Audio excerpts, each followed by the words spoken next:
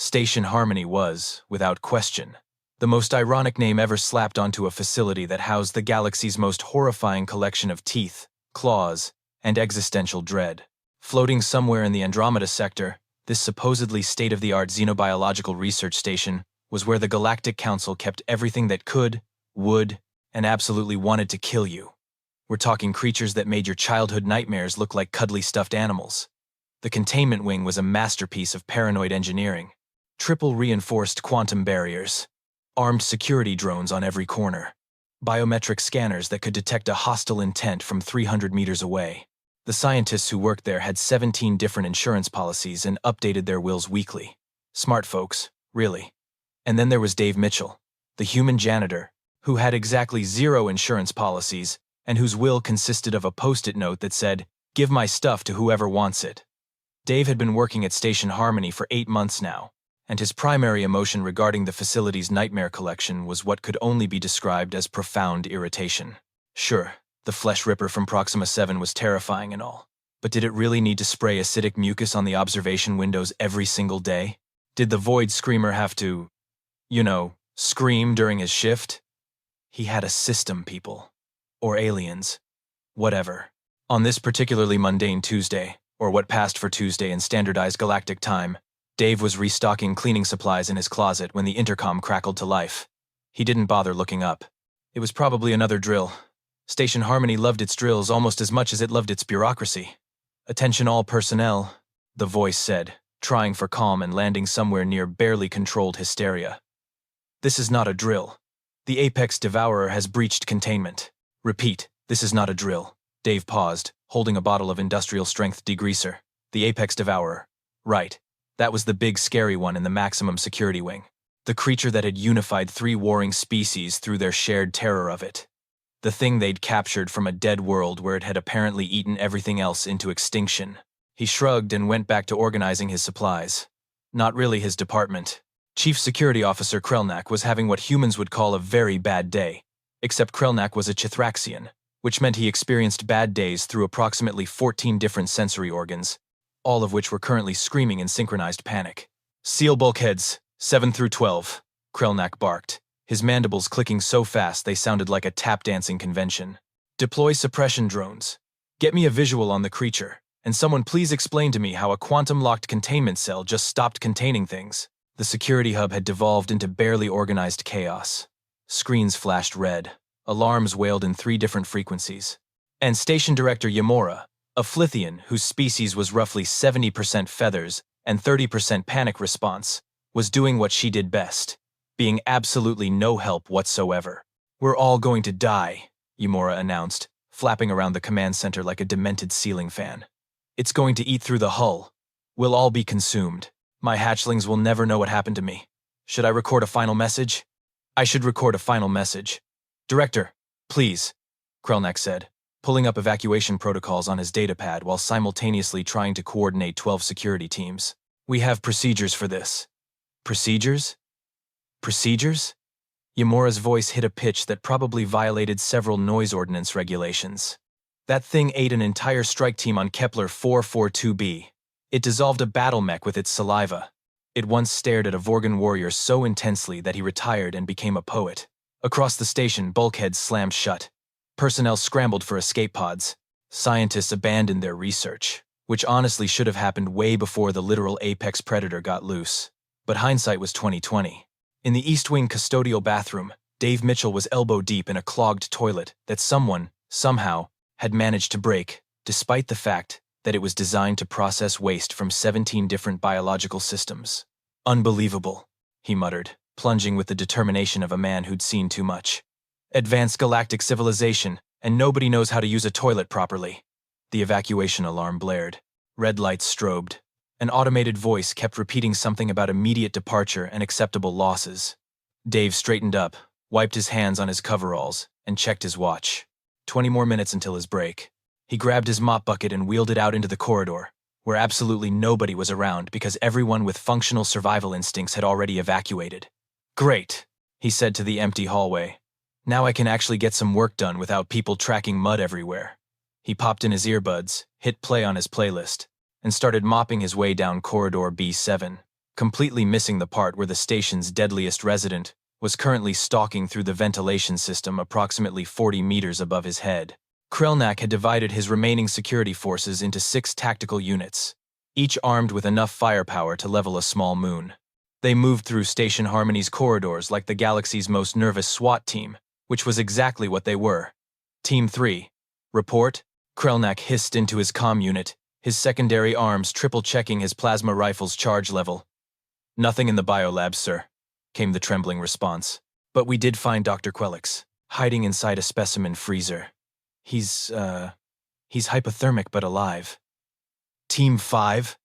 "We've got thermal signatures in the rec room, Chief." "Wait, false alarm. It's just the vending machine maintenance crew." They locked themselves in the snack dispenser. Knack's mandibles ground together. The Apex Devourer was a 3-ton ambush predator with chameleonic skin, retractable claws that could slice through titanium, and a documented IQ that put it somewhere between terrifyingly intelligent and why did we think keeping this thing was a good idea. It could be anywhere. It could be right behind them. It could be Sir. Team 2's leader's voice crackled with pure terror. "We've got claw marks on the wall in Section D, deep ones.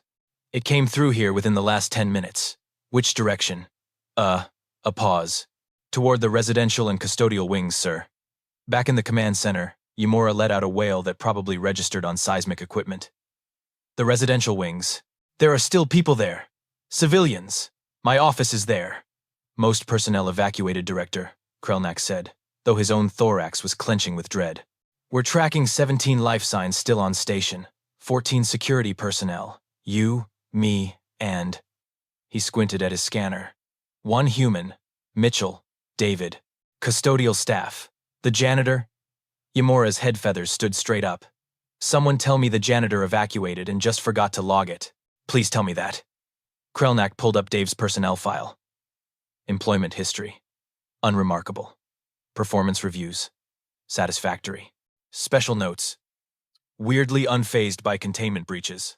Possible psychological evaluation recommended, but budget doesn't allow for it. He's still on station, Knack confirmed. His biosignature is moving through corridor B7. He appears to be. Knack tilted his head, confused. Mopping? Meanwhile, Dave had made excellent progress on the East Wing floors. No foot traffic meant no dirty footprints, which meant the floors actually stayed clean for more than 5 minutes. This was turning into a pretty decent shift. Honestly. He paused his music to wring out his mop, and that's when he heard it. A sound from the ventilation grate above him. Skittering, scratching. Something big moving through the ducts. Dave looked up at the grate, then at his mop bucket, then back at the grate. "If you're gonna puke," he called out, "please aim for the biohazard disposal. I just cleaned this floor." The scratching stopped. There was a moment of absolute silence. Then the skittering resumed, moving away down the duct system. Dave shrugged and went back to mopping. Probably just rats. Or whatever the alien equivalent of rats was. Station Harmony had a pest problem that maintenance refused to address, which was rich considering they literally had a wing full of the galaxy's most dangerous pests. "Team 6, we've got eyes on the creature." The comm channel exploded with shouting. "It's heading toward the custodial section." Repeat, converging on custodial. Knack felt every one of his survival instincts light up like a panic disco. The human was in custodial. The Apex Devourer was heading to custodial. Humans were fragile. Humans were soft. Humans were one of the few species that could die from, tripping wrong. "All teams converge on custodial wing immediately," Knack ordered, already running. "We need to reach Mitchell before..." The comm channel erupted in weapons fire, screaming, and then abruptly cut to static. "Team 6, report. Team 6. Nothing." Knack ran faster. By the time Knack and the remaining security teams reached the custodial wing, they'd lost contact with 3 more units. Not dead, probably. Just unconscious. Or hiding. Or having existential crises in supply closets.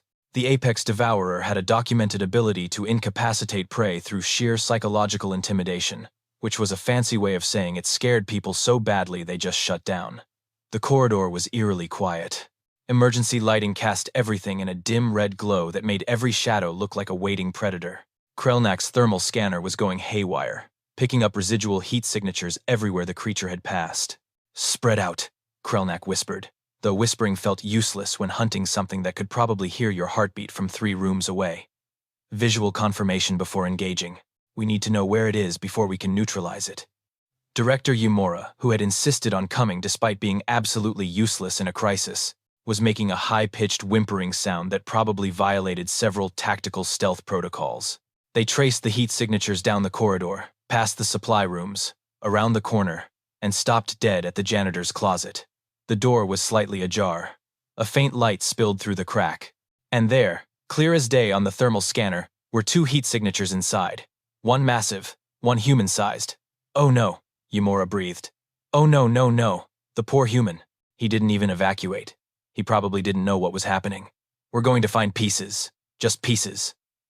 Krelnak's weapon trembled in his grip. He'd seen what the Apex Devourer did to prey. He'd reviewed the footage from its capture. This wasn't going to be pretty, but they had to confirm. They had to know. He signaled his team into breach positions. 4 security officers, all wearing maximum-grade combat armor, all looking like they'd rather be literally anywhere else. "On my mark," Krelnak whispered. 3, 2, 1, breach! They kicked the door open with synchronized military precision, weapons raised, prepared for carnage, ready to avenge the human who died simply because he'd been in the wrong place at the wrong time with a mop. What they found instead made absolutely 0 sense. The Apex Devourer was indeed in the closet, all 3 tons of it. Its chameleonic scales were set to a deep, relaxed purple. Its retractable claws were fully retracted. Its 6 eyes, which usually glowed with predatory intelligence and barely contained murder, were half closed in what could only be described as contentment, and it was curled up on the floor like an absolutely massive, horrifying cat, next to Dave Mitchell, who was sitting on an overturned bucket, eating a sandwich, looking at the security team with the expression of a man whose lunch break had just been rudely interrupted. "Can I help you guys?" Dave asked around a mouthful of what appeared to be turkey and Swiss. "Because if this is about the Section C bathroom situation, I already filed a maintenance request. That's not a custodial issue. That's a plumbing issue." The Apex Devourer raised its massive head and looked at the security team. Its eyes flashed briefly with recognition, and several officers took an involuntary step backward. Dave reached over without looking and scratched behind one of the creature's auditory ridges. "Easy there, Fluffy. They're just jumpy. Probably had too much coffee." The Apex Devourer, the galaxy's most perfect killing machine, the creature that had made hardened warriors weep, made a sound somewhere between a purr and a rumble, and lowered its head back down next to Dave's leg. Krelnak's weapons fell from his suddenly nerveless grip and clattered on the floor. Yumura fainted, and Dave took another bite of his sandwich, completely unbothered by the fact that he'd apparently just domesticated the galaxy's apex predator during his lunch break. "So," Dave said after a moment of stunned silence, "is the evacuation drill over? Because I've got the West Wing floors to finish before end of shift." It took approximately 10 minutes for Yumura to regain consciousness, another 5 for Krelnak to remember how to form coherent sentences, and a full 20 for the remaining security team to stop pointing their weapons at Dave like he was somehow more terrifying than the literal apex predator using his leg as a pillow. "Explain," Krelnak finally managed, his translator unit struggling to convey the sheer bewilderment in his voice. "Explain right now how you are still alive. Explain how that thing is not wearing your internal organs as a fashionable hat." Dave swallowed his bite of sandwich and shrugged. "Fluffy here? Yeah. She wandered in about an hour ago while I was reorganizing the mop heads. Seemed pretty stressed out, honestly. Pacing, growling, that kind of thing. Figured she was having a bad day." "A bad day," Yumura repeated faintly from where she was slumped against the doorframe. The Apex Devourer was having a bad day. "Look, you ever worked in a job you hate? In a place that makes you miserable?" Dave gestured at the creature with his sandwich. "She's been locked in that tiny cell for what, 6 months? No enrichment, no stimulation? Just scientists poking at her with sticks and taking measurements. I'd be cranky too. So you just..." Krelnak's mandibles worked soundlessly for a moment. "What? Befriended it?" "I offered her half my sandwich." Dave scratched behind the Apex Devourer's auditory ridge again, and the creature's tail thumped contentedly against the floor. "Turkey and Swiss. She seemed to like it. Then I complained about management for a while. She's a good listener, doesn't interrupt. Very validating, actually." One of the security officers made a sound like a deflating balloon. "You complained about management to the galaxy's deadliest predator. And then I found this spot right here." Dave continued, ignoring the interruption and tapping the ridge he was scratching. Right behind the ear things. Total sweet spot. She just melted. Been chilling here ever since. The apex devourer, as if to confirm this story, let out another rumbling purr and rolled slightly to give Dave better access to the sweet spot. Yumura's brain was visibly short-circuiting. This doesn't make sense. This defies every xenobiological principle we understand. That creature has killed trained warriors. It dissolved a battle mech. It once caused a Vorgon to retire and write poetry about the meaninglessness of existence. Maybe your Vorgon warrior tried to intimidate it instead of just being cool, Dave suggested. I don't know what to tell you. I treated her like a stressed-out animal instead of a monster, and she responded like a stressed-out animal instead of a monster. Revolutionary concept, I know. Krelnak was frantically pulling up research files on his datapad, his mind racing. Humans, Death World species, Earth. He'd read the reports, of course. Everyone had. The planet with the absurd gravity, the volatile weather, the ridiculous biodiversity that meant humans had evolved alongside everything from microscopic killers to megafauna that made the apex devourer look petite. The human death world factor, Krelnak whispered, and it came out almost reverent. You people domesticated wolves. And cats. You made pets out of apex predators on your own planet. I mean, yeah? Dave looked confused about why this was being brought up. Is that weird? Yes! The entire security team shouted in unison. Humans don't see apex predators as threats, Yumura said slowly, her scientific brain finally engaging despite the psychological trauma. They see them as potential companions. This is insane. This violates every oh my gods, his stress hormones. Chief, scan the human stress hormones. Krelnak did. His eyes widened. They're lower than baseline. He's more relaxed now than when he was mopping. Because mopping is boring, Dave said, like this was obvious. At least Fluffy here is interesting. The apex devourer, upon hearing what was apparently her new name, opened one eye and fixed Dave with a look that might have been affection, or might have been calculating how he'd taste. With humans, apparently, it didn't matter. It took 3 days, 17 incident reports, and one very awkward board meeting, conducted via secure quantum channel for Station Harmony, to figure out what to do about the Dave Mitchell situation, as it had officially been designated in the records.